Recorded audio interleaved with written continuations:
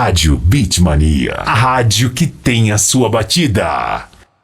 Saúde, bem-estar, qualidade de vida. A partir de agora, sua saúde é destaque no seu rádio. Momento Saúde. Momento Saúde, com Sheila Bernardes. Olá, excelente sexta-feira para você, 19 de abril. Sexta-feira, 19 de abril de 2024. Seja bem-vindo ao nosso programa Momento Saúde, aqui pela sua rádio favorita. A apresentação é minha, Sheila Bernardes, a produção é de Agnaldo Silva e a gente vai falar de um tema muito importante. Semana passada nós recebemos o bombeiro militar Diogo Spengler, ele esteve aqui falando sobre a importância dos primeiros socorros em diversas ocasiões e hoje nós temos ainda dúvidas em relação aos primeiros socorros, por isso convidamos Diogo para vir tirar as dúvidas dos nossos ouvintes e conversar mais um pouco conosco, Diogo, sobre a importância dos primeiros socorros. Vamos falar de engasgamento, vamos falar de afogamento. Seja muito bem-vindo. Eu que agradeço, Sheila, estamos aqui à disposição para atender a você e as dúvidas dos nossos ouvintes. Que coisa maravilhosa a gente poder contribuir, colaborar um pouquinho cada dia, trazendo informação nova. Que pode salvar vidas, né? Segundo pesquisas que foram realizadas, pequenas ações podem salvar vidas. A cada minuto, sem receber manobras de primeiros socorros, a vítima perde até 10% de chance de sobrevivência, segundo essa pesquisa. Então, é muito importante nas mais diversas situações, que a vítima receba os primeiros socorros, pelo menos para que esteja estabilizada e calma, até que chegue a ajuda de um profissional, né? Sheila, exatamente. E assim, quando a gente fala de primeiros socorros, não é uma conduta só, são várias as condutas que podem ser feitas. Vou dar um exemplo, uma pessoa com um grande sangramento, né? Esse sangramento precisa ser estancado imediatamente. Então você precisa estancar esse sangramento, porque senão a pessoa vai perdendo sangue, vai rebaixando o nível de consciência, ela pode vir a óbito. Também, se eu tiver uma pessoa em parada cardíaca, a gente precisa imediatamente iniciar as manobras, porque senão essa pessoa ela vai a óbito. Uma pessoa engasgada, né? O engasgamento também precisa de manobras de primeiros socorros. Uma pessoa engasgada, ela fica sem respirar e ela pode também vir a óbito. A cada minuto é uma chance dessa pessoa perder a sua vida. Então tem que ser rápido. É verdade. Você falou de estancar uma hemorragia, um sangue que está jorrando sem parar. Qual é a alternativa? A gente segura com a mão, a gente amarra? O que a gente faz se alguém começa a ter uma hemorragia? O que a gente faz para ajudar? Sheila, são várias as situações. Eu vou assim pontuar, por exemplo, um sangramento, um corte no braço. Teve um corte no braço, está sangrando muito. Esse sangue ele pode ser arterial ou venoso. Qual é a diferença de um sangue arterial para um venoso? É a força, a velocidade com que esse sangue sai do corpo. Um sangue venoso, eu cortei uma veia, esse sangue ele vai escorrer. Quando eu corto uma artéria, esse sangue ele vai jorrar, tipo uma mangueira. Ele espirra lá longe. Então, assim, é muito rápido a velocidade com que esse sangue está saindo. Então, eu preciso pegar um pano limpo e fazer uma compressão em cima. Eu preciso, com um pano limpo, apertar o local onde o sangue está saindo. Porque o sangue ele tem uma propriedade que quando esse sangue sai do corpo, ele entra em contato com o oxigênio, ele coagula. Então, se ele sai numa velocidade muito rápida, não dá tempo de fazer esse processo de coagulação. Então, por isso que a gente faz uma compressão para ele sair mais devagar ou parar de sair. Vou dar também um outro exemplo que pode ser que aconteça. Vamos dizer que eu tive uma pessoa que teve uma amputação. Teve um acidente de moto, a pessoa perdeu um membro, né? Está saindo muito sangue. Nesse caso, a gente faz uma compressão direta nesse local, aperto muito esse local com um pano limpo, mas a chance disso não ser o suficiente é grande. Aí, nesse caso, a gente pega, por exemplo, uma borracha larga e aperta, como se fosse a gente tirar sangue ali no laboratório. Não coloca uma borracha larga aqui em cima e aperta, só que aí a gente vai botar uma borracha mais resistente e fazer uma compressão maior ainda. No popular a gente chama de torniquete. Então eu pego e faço esse torniquete para o sangue não passar pela veia e pela artéria e sair lá na ponta. Eu deixo aquela parte do corpo sem receber sangue. Mas, Diogo, isso não é perigoso? É perigoso, mas assim, entre a pessoa ficar sangrando e você tentar levar ela para o hospital sangrando, ela vai chegar lá morta. Então eu aperto, faço a compressão, eu faço o torniquete e levo ela para o hospital. Então, segundo o protocolo, nós temos até 2 horas para fazer essa entrega da vítima no hospital. Então, assim, vai dar tempo. Se eu tenho uma perca de sangue abundante, a prioridade é conter grandes hemorragias. Então, eu posso fazer esse torniquete. Eu não só posso, como eu devo fazer esse torniquete. Isso é um mito. Quando a gente tem as pessoas falam, não pode fazer. Pode, você deve fazer, porque senão ela vai morrer.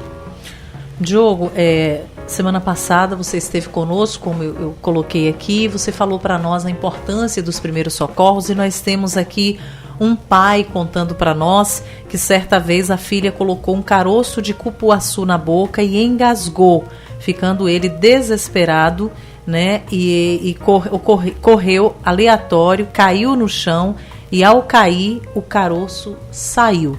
Você imagina a situação que esse pai ficou vendo a filha engasgada. Em relação à questão de engasgamento, o que a gente pode fazer? Que atitudes o pai, a mãe, o cuidador que está por perto pode fazer com uma criança ou até mesmo um adulto, que também acontece do adulto engasgar? O que a gente pode fazer em relação à prestação de ajuda com primeiros socorros? Pronto, eu tenho uma pessoa engasgada, isso precisa ser imediatamente, eu preciso desengasgar essa pessoa. E é importante você entender o seguinte, uma pessoa engasgada, ela não consegue pedir ajuda verbalmente. Ela não consegue verbalizar, socorro, eu estou engasgado. Ela não consegue fazer.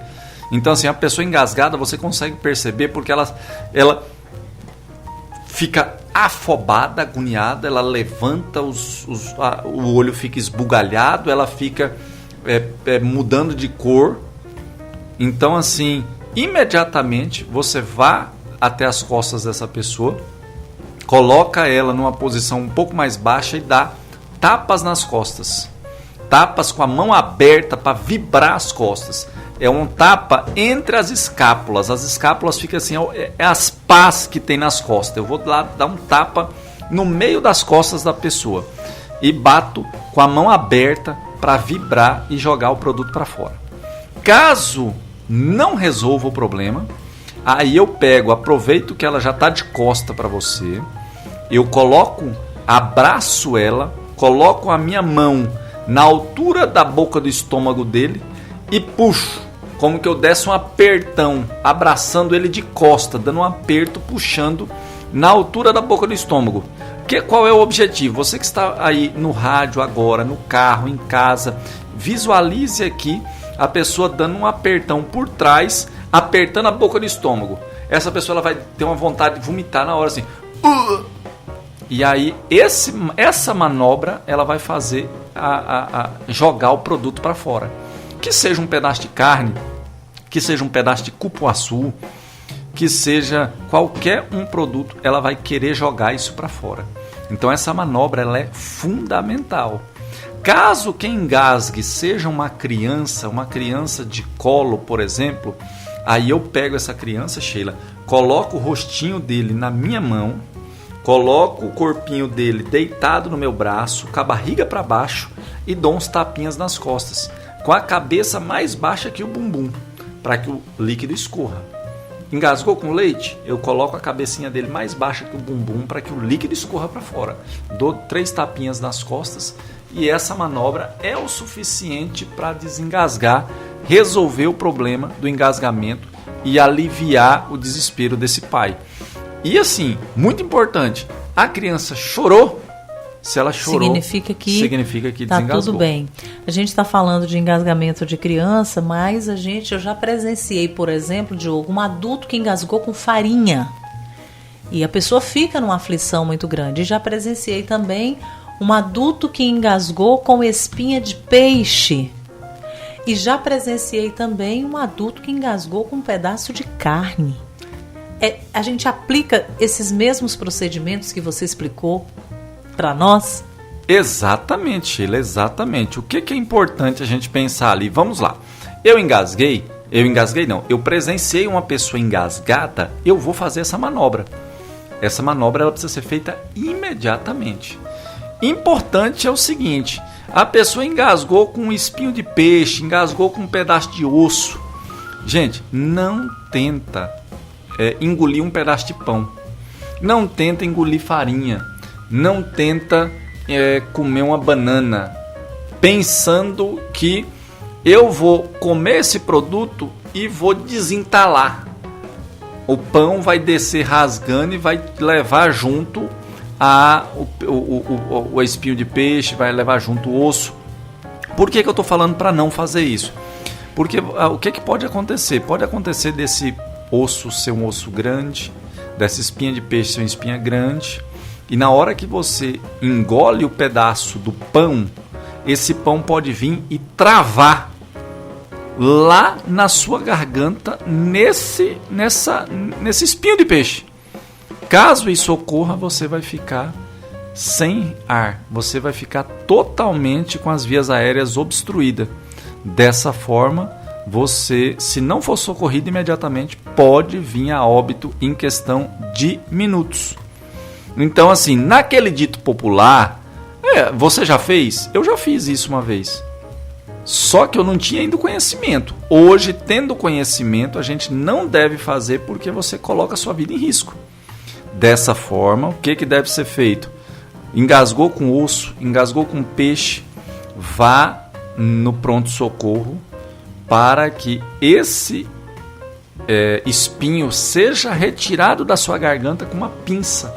E isso só um profissional de saúde habilitado pode fazer, né? Só um profissional de saúde pode fazer, porque assim, às vezes o médico do plantão ele vai resolver o problema. Às vezes vai precisar chamar um gastro para fazer, por exemplo, uma endoscopia para tirar esse produto de lá de dentro. Então assim, a gente não sabe. Então a gente tem que sim ter cuidado, porque são coisas que a gente vê no dia a dia nosso, que é simples, mas que pode sim causar a perca de uma vida de um ente querido se a gente não tomar o cuidado devido. Tá certo. Você que está acompanhando o programa já passou por algum episódio de engasgamento, como nós falamos aqui neste primeiro bloco do Momento Saúde? Mande mensagem pra gente e conte o que você fez, como você procedeu e qual final tomou essa história. A gente também tem aqui participação de um pai, Diogo, falando sobre um episódio de afogamento. A gente volta daqui a pouquinho falando sobre isso.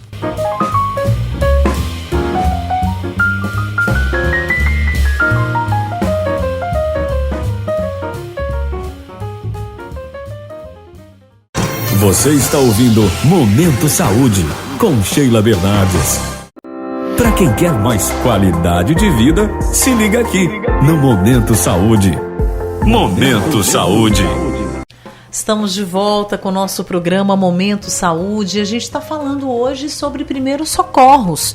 A gente já falou de engasgamento nesse primeiro bloco. A gente está recebendo o bombeiro Diogo. Ele está dando dicas de como fazer. Já falou para a gente da importância da gente prestar os primeiros socorros para alguém que sofreu um engasgamento. E agora a gente vai falar de afogamento, Diogo. Receber orientações suas aí importantes, porque nós temos um ouvinte aqui que trouxe para nós o relato. Ele tem uma filha que hoje está com 15 anos, mas quando ela tinha 10 meses de vida, era apenas um bebê, se afogou no Igarapé. E ele conta que era muito fundo, estava na roça, ouvia a esposa gritar muito, desesperada, correu ao encontro da esposa e das filhas, chegando lá, se jogou na água e a primeira tentativa foi sem sucesso, porque ele ficou sem fôlego devido à carreira que ele deu para chegar rápido. A esposa gritou desesperada que ele tinha que pular novamente para salvar a criança. Ele pulou conseguiu encontrar o bebê, pegou a criança, entregou para a esposa pegou a criança nos braços, abraçou muito forte, pois estava feliz. No entanto, a criança jogou muita água pela boca e não chorou, só ficou assustada. Hoje ela tem essa história milagrosa para contar, já que isso aconteceu quando era um bebê de 10 meses e hoje já é uma jovem de 15 anos. O que dá para a gente comentar a esse respeito? Sheila, a primeira coisa que me vem na mente é que Deus esteve aí presente, né? Que foi realmente um milagre, algo maravilhoso. Você foi relatando, eu tenho 2 filhos, e eu fui vendo essa cena na minha cabeça, imaginando tudo isso, esse desespero que essa família teve nesse momento. Então, realmente é algo que nos deixa muito feliz de saber que tem esse relato maravilhoso para a gente falar sobre isso hoje, né? Uma história difícil com um final feliz, né? Muito feliz, graças a Deus. E assim, o que a gente pode dizer é que neste caso aí, avaliando só pelo que foi falado, nós temos aí um grau 3 de afogamento, que é quando eu tenho uma pessoa que bebeu muita água, sai muita água pelo nariz, sai muita água pela boca, tem espuma na boca, tem espuma no nariz. Foi um susto muito grande que ela teve, que ela não conseguiu nem falar, não conseguiu nem chorar nesse caso, né? Esse caso, de forma especificamente, a gente deveria colocar ela na posição lateral de segurança, que é colocar ela de lado, permanecer um pouquinho com ela para que esse líquido saia, tá? E levar essa criança ao hospital. Precisa ser levada ao hospital para saber se não houve água, se não tem água nos pulmões. Se tiver água nos pulmões, precisa fazer um tratamento, tá? Mas a probabilidade de sucesso, a criança vai ficar bem, isso é muito grande. Então, é uma situação, quando a gente avalia, que não pode deixar de ir ao hospital. Principalmente se sai espuma da boca e do nariz, quando essa criança ela respira e ela fala alguma coisa.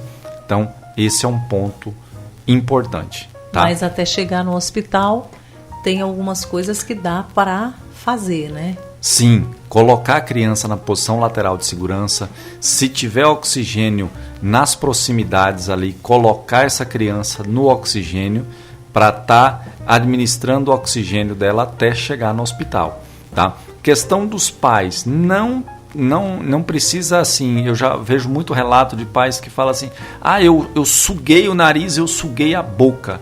Não precisa fazer essa conduta. Coloca na posição lateral de segurança. Não precisa ficar apertando a barriga para tentar fazer com que essa pessoa, essa criança, jogue mais água para fora. Deixe que seja uma coisa natural. Essa posição lateral de segurança que eu falo, gente, é a gente deixar a criança deitada, não de barriga para cima e não de barriga para baixo, mas ela mais de ladinho.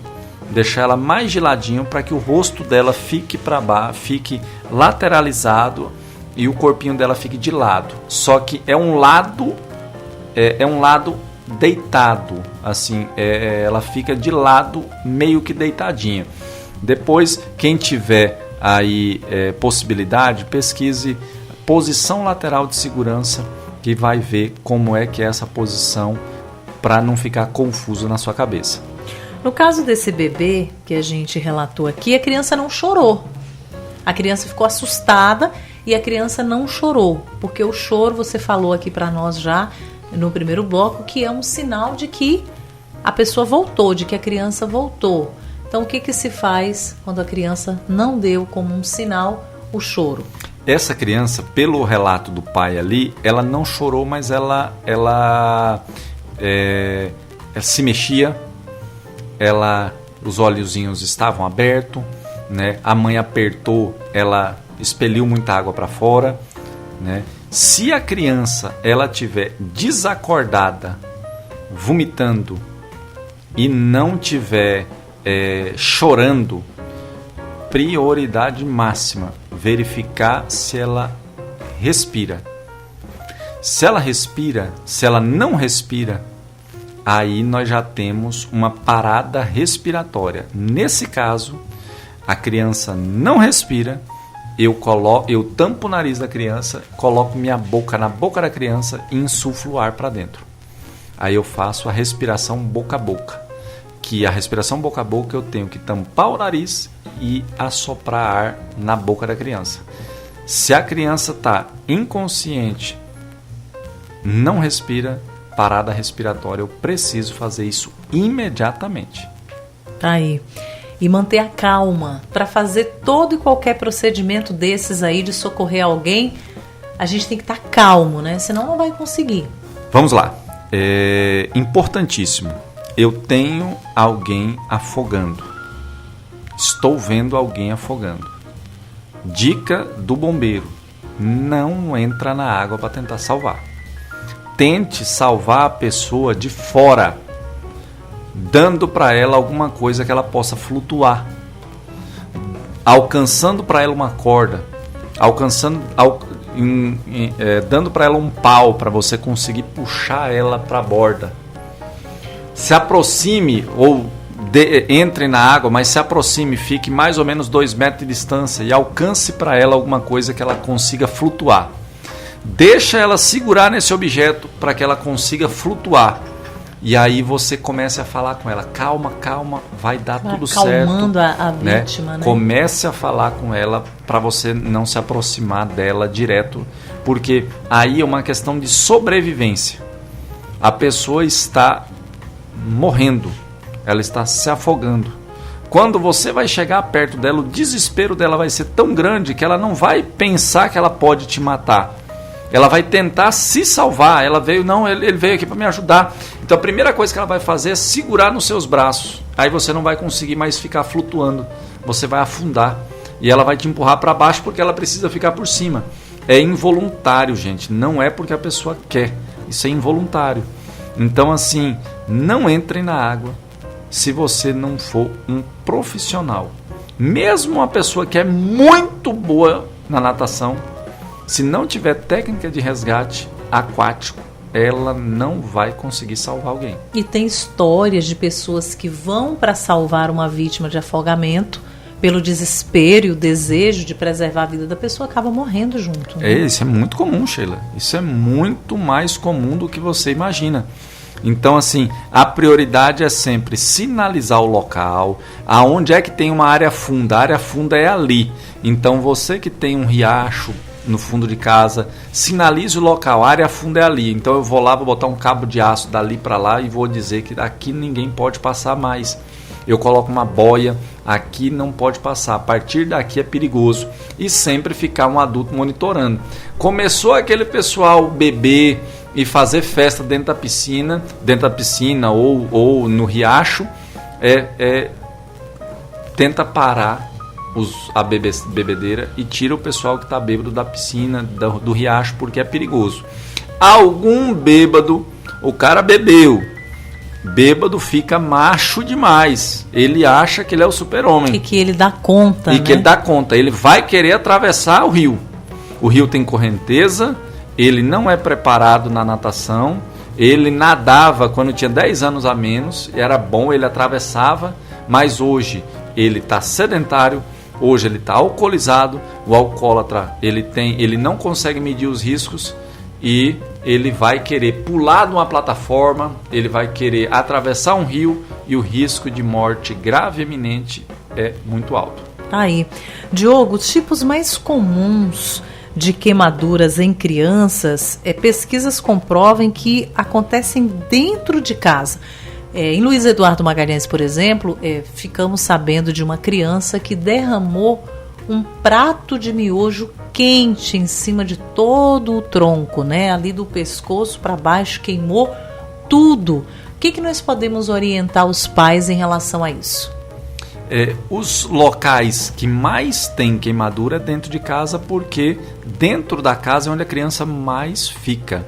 Então, assim, o que a gente orienta agora de forma rápida para os pais? Não deixar cabo de panela virado para fora do fogão. Esse é um ponto. Local de criança não é na cozinha. é fora da cozinha. Não colocar, se você tem uma criança pequena em casa, cuide com aquelas toalhas que ficam passando da mesa, que a criança pode pegar e tentar levantar naquela toalha tudo, e derrubar tudo. Então, assim, eu vou dar para a criança um prato de miojo. Quantos anos essa criança tem? A chance dela se queimar é altíssimo. Então, primeiro a mãe esfria a comida, esfria o miojo, para depois dar para a criança. Então, esses locais, essas atitudes são importantíssimas. Outro ponto, criança pode brincar com isqueiro? Criança pode brincar com álcool? Eu já atendi várias ocorrências de meninas brincando de comidinha com álcool. Ela fazia uma panelinha pequenininha, colocava álcool e botava fogo para brincar. Gente, criança não pode brincar com álcool. Criança não pode brincar com isqueiro. Vela. Sheila, teve uma ocorrência que eu atendi de uma criança que levou uma vela para o local mais escuro da casa. Qual é o local mais escuro da casa, Sheila? Durante o dia. Debaixo da cama. E aí não deu nada certo, a né? criança não deu nada levou, bom, né, Diogo? Olha a mentalidade da criança. Ela não fez por mal. Ela foi brincar. E é normal, a criança quer brincar. Só que assim, vela e escuro, ela foi para debaixo da cama. Aí a quintura da vela subiu, pegou no colchão e pegou fogo no quarto inteiro, Sheila. Aí, muito importante essas dicas de hoje, Diogo. Nós já queremos deixar um espaço aberto para que você volte. A gente fale mais sobre essa questão de queimaduras e desses acidentes domésticos, esses acidentes que ocorrem justamente dentro das nossas casas. Muito obrigada pela sua presença. Um bom fim de semana e até o nosso próximo encontro. Eu que agradeço, Sheila. É muito bom falar com você sobre esses assuntos e eu estou à disposição. Aqui, quem quiser seguir a gente, vai lá, Bombeiro Diogo 193, que a gente está à disposição de vocês. Forte abraço. Muito obrigada, Diogo, pela sua presença. A gente também está no Instagram, @programa Momento Saúde. Eu também estou na rede social, @Sheila Bernardes. Um excelente fim de semana para você, saúde, um grande beijo e até segunda-feira. Programa Momento Saúde, trazendo informação de saúde no seu rádio. Acompanhe a gente pelo Instagram, @programa Momento Saúde, ou no Instagram de Sheila Bernardes, @Sheila Bernardes. É você ainda mais próximo, ajudando a fazer o nosso programa Momento Saúde.